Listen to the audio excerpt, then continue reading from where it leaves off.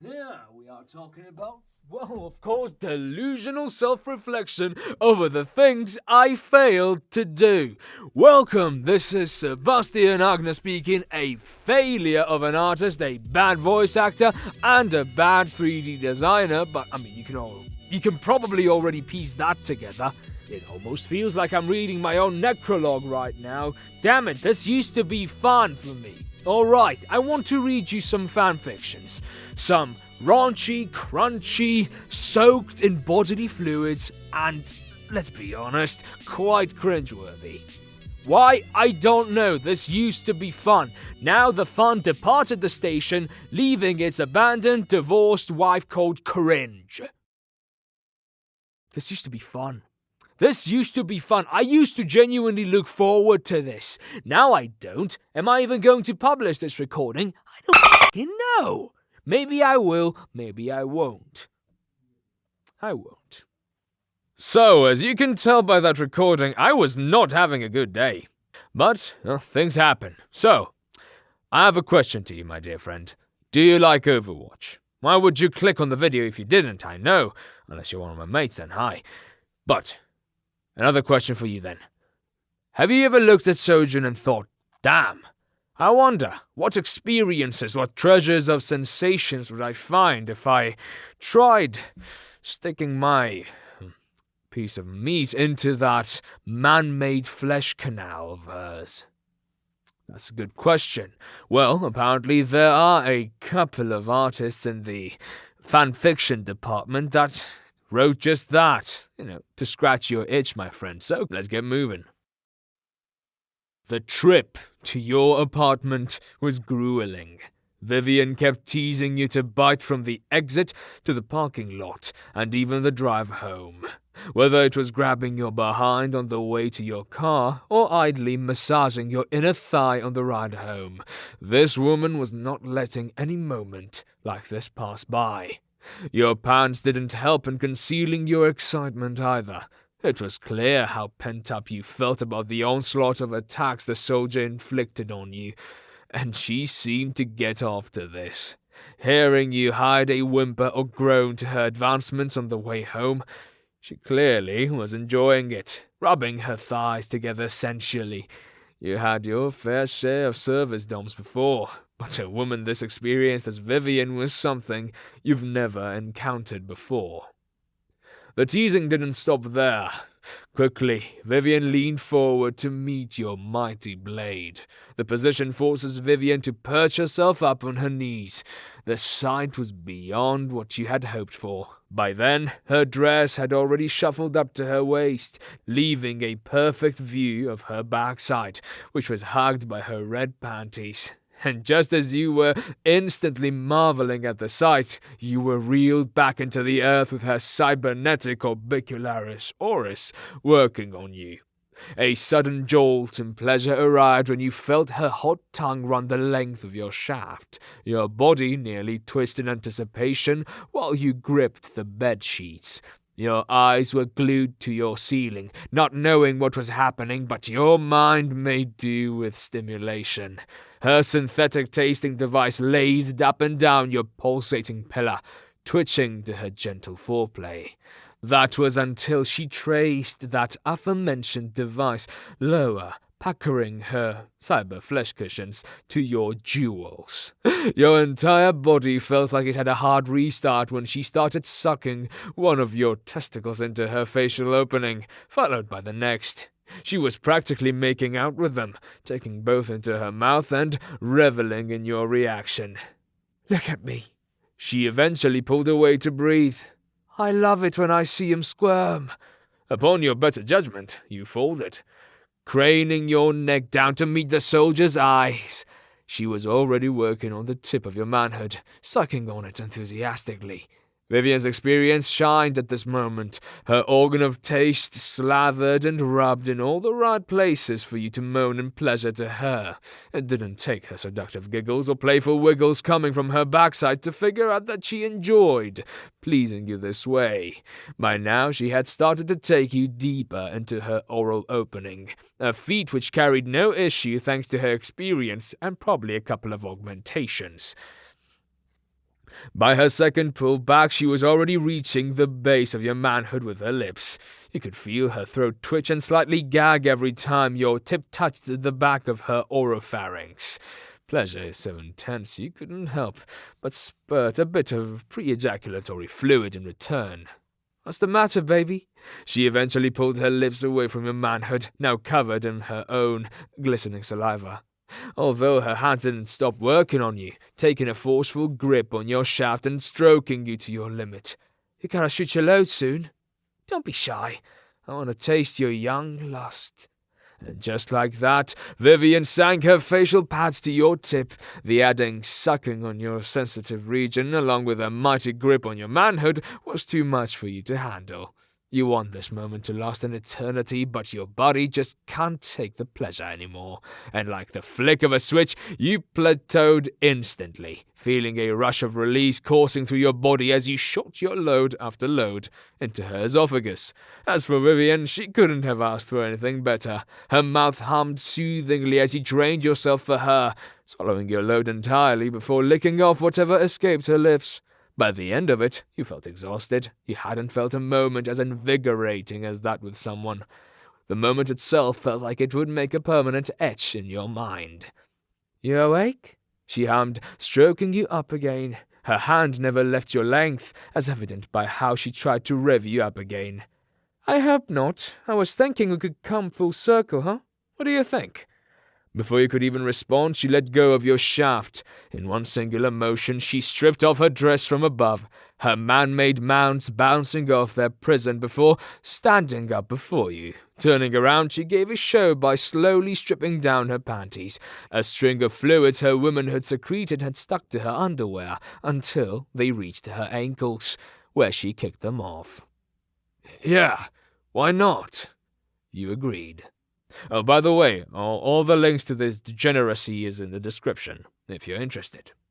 Okay, so, on the second bit of fanfiction, I was kind of thinking, I always wanted to do like those 1920s, like, old noir-style film narrations, like, or something akin to Frank Sinatra songs. You get the gist.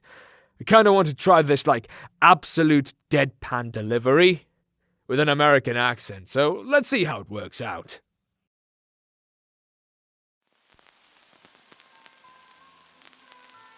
Inside of the personal room of pro gamer Hannah Song was the greatest female gamer of Asia, in her room deciding to play with her newest console. Sitting on her chair was the former human-turned-cyborg Genji, who was a former rival of D.Va in their games. However, despite being in his metal suit, Genji was sporting an artificially enhanced baby maker, which was purposefully placed there by Dr. Angela Ziegler, who decided to make Genji in the perfect pleasure tool which Hannah had the pleasure of using. Intimate contact, Genji! Your Chicago typewriter is so good! Hannah moaned loudly while bouncing her body on Genji's cyborg katana. Hannah was lifting her body up and down while looking at the direction of her monitor while desperately struggling to win the game, while her mind was being assaulted by the unbearable pleasure. Genji held her by the hips as the cyborg was enjoying himself way too much. You're losing concentration, Hannah, Genji said while deciding to be cruel and use a special vibrate function that his first lover has installed in his new body. Hannah nearly lost it as she climaxed immediately, making her splash her fluids all over the screen and keyboard, getting a bright red screen that said Gamer Over. But Hannah didn't care as she was way too gone with the sexual menace she had brought in her room. That's unfair! You nerfed me! Hannah tried to defend herself, which Genji simply shrugged in response before lifting her up and pressing some keys on the genital sauce-soaked keyboard, as suddenly a page of Hannah being live for the entire world to see. Wait! Don't! Hannah tried to stop the broadcast, but Genji stopped her by thrusting again inside of her. Hannah lost her strength as she suddenly climaxed from the cyborg's thrusts. The comments were shocked to see their favorite gamer being railed by a cyborg as Genji spoke to the camera. Look at your hero, everybody! Watch how she is mine and submit to my artificially enhanced shaft. She will forever be my girlfriend for rent, and all you have the honor of watching her body a living semen rag. Genji announced, getting a storm of reactions from horny fans that started donating and begging for more. No, stop! Hannah tried to fight against the pleasure bottle that pierced itself through her feminine region all the way into her womb, as the Korean gamer could only look at her chat box with shame as she watched all her fans supporting her new kind of stream. So, those of you who know Overwatch lore, who is this Maximillian fella? I found a fanfic about him and I was curious. Do you like robosexuals? Because that's how you get robosexuals. Maximillian is ever so keen, leaning into your echoed touch and carding his fingers down your back as he inhales your fragrance, intoxicating, like the white roses in crinkling wax discarded on a chestnut nightstand in favor of the ravenous pursuit of flesh. The passion is palpable. They'll know you gave in to the temptation, just like they thought you would. You tease, he freezes. But you kill the unease of that sentence with a well-placed, seductive smile. Mais je ne veux pas y penser. You're dangerous, he trails off, but when has that stopped me before? He eases sly fingers up your thighs, spreading them apart, trembling. You press his face into your chest and brace for ecstasy. Do. I can feel the heat already. He pushes them past your panties into your hotness, blossoming inside you like begonias, and you tense at their protrusion, gripping the fabric of his biceps and wincing in pleasure. Ah, you like that? Yes, he fawns, scissoring you open with 2 fingers, stroking at the inside of your heat almost teasingly. Dear God, you whimper and he quickens his pace. You figure you've left little to the imagination already, and you pull off the dress over your head while he finger blasts you with his metal fingers so tenderly, much more tenderly than you would have expected. Ah, c'est magnifique, he croons, using his other hand to trace up your body, starting at your navel and moving upwards towards your left biological sack of fat, caressing you with strong and sleek chrome fingers. Your sweet vermouth breath nearly fogs up his faceplate. His hand reaches your face, his fingers moving towards the 2 fleshy pads on your mouth. You welcome his fingers in your orifice, swirling your sensory organ of taste around them and sucking them. You feel like a cello. Your gentle strings plucked pizzato with... How do you pronounce that even? Pizzato with the sticky rosin digits. His fingertips dancing across your aforementioned organ, fingering sweet harmonies into your sweetness, playing symphonies with your body. And what a good instrument you are for him, to make the sweetest of music. He moves faster inside you, beckoning to you with his fingers, squelching the walls of your woman cave. You wrap your arms around his neck, fidgeting the tubes connecting his shoulder to his head on the back, stroking them sweetly, and dripping your saliva-drenched muscular organ out to lick along them. This earns you a delectable moan that sends static shocks of passion deep into the heart of your core. You kiss at his wires even further, feeling his body tense up around your sweaty heat, getting closer and closer to a peak, until he removes his fingers from your meaty flower's entryway. Last one, I promise. I'm not gonna bore you with cringe anymore. How about mixing Junker Queen with D.Va? Hope you like it, and if you don't, please let me know why. Day 25. It happened again. It's happened almost every night, to be completely honest. And I keep telling myself I don't want it. I keep walking in her arms thinking tonight will be different, that I won't be tempted, that I won't want her touching me there. And I fail each time. I didn't know pleasure like this was possible. I didn't know comfort like the one I find sleeping against her at night was something I could know. I fantasized of it for so long, trying to picture myself with Kyung-Soo Han, as a woman should picture herself with her husband. Yet now, all I know is her. I gave her my first kiss. I gave her my untouched body. Well, not all of it, not much of it. Yet she hasn't demanded more, nor tried to push for more. And I struggle to understand how she is so caring, while being so assertive at once. She speaks in my ear when she touches me, Words I can never repeat as they are so utterly filthy, yet they drive me to madness. She will have me again tonight, and I know I will want every second of it. It seems unfair to Hana that she should be the only one receiving all the pleasure, while Odessa, Dunker Queen, simply gives. Gives and doesn't even ask for anything in return. Not to be allowed to slip inside of Hana, not even for her to remove her dress. So while Odessa sits on her bed, back against the headboard, Hana straddles her lap and lifts the garment off in one swift motion, tossing it away before her bravado vanishes. Instantly, Odessa's brown eyes turn dark, and she lets out a slow, controlled breath. Hana grabs her large, scarred hands, bringing them to her body, biting her facial flesh cushion at the sensation she's grown to love so much of those rugged palms and thick, long fingers exploring her skin. Now, she can see them do so. Entranced, she watches Odessa's thumbs rubbing over her quickly hardening mammary glands, groping her pert mini-fat containers, soon traveling lower to hold her backside, squeezing once, making Hana gasp and giggle. Oh yes, she loves Odessa's eyes and hands on her. Moments later, Hana learns she loves her oral opening as well. Not that she didn't know already, the feeling of her kisses always hungry and impassioned, but her womanly flesh cushion closing around Hana's ballistics, her rugged sensory organ of taste trailing over her heated, blushing skin. Oh, it's so wrong and so wonderfully right.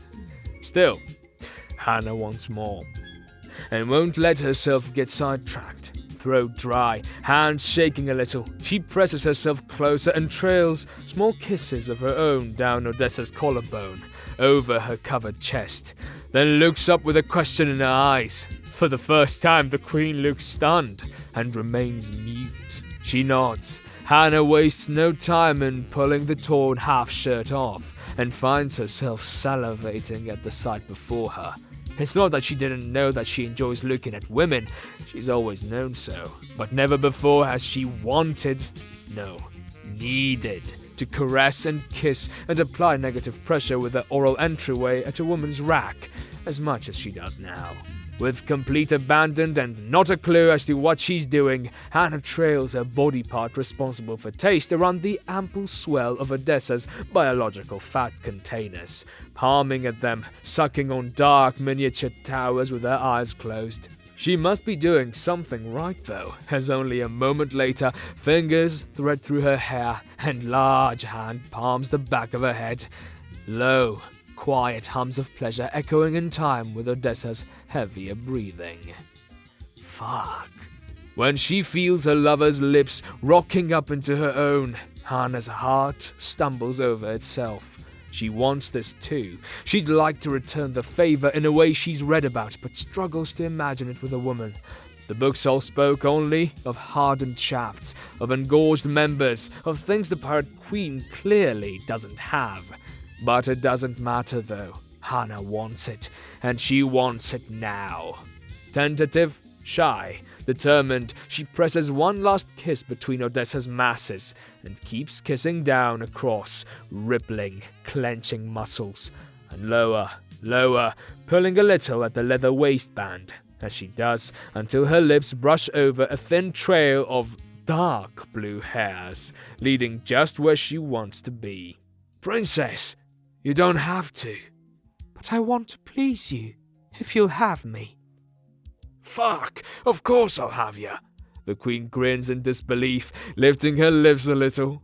Emboldened, Hana smiles back, tugs on Odessa's trousers until they're down her long legs and thrown off the bed, then licks her lips. She's not sure what she's supposed to do. No books have taught her about this, no lessons, no overheard murmured conversations between servants, but Odessa is glistening beforehand, the most secret part of her offered freely, and Hana feels like a starving animal. Without mulling it over any longer, she puts her mouth on the captain's core, immediately lapping at her in broad, hungry strokes, letting instinct take over. and a slang for human waste uttered during moments of arousal. Oh wait, I have to record an outro for this too. What do you want me to tell you? I have other videos like this. A couple of them got age restricted. Wonder why? I also like doing analysis videos on video games because I'm a bloody video game nerd. You'll see them on your screen right now. Do check them out, I hope you like it. If you don't, and if we never ever meet each other again, I say thank you for giving me your time.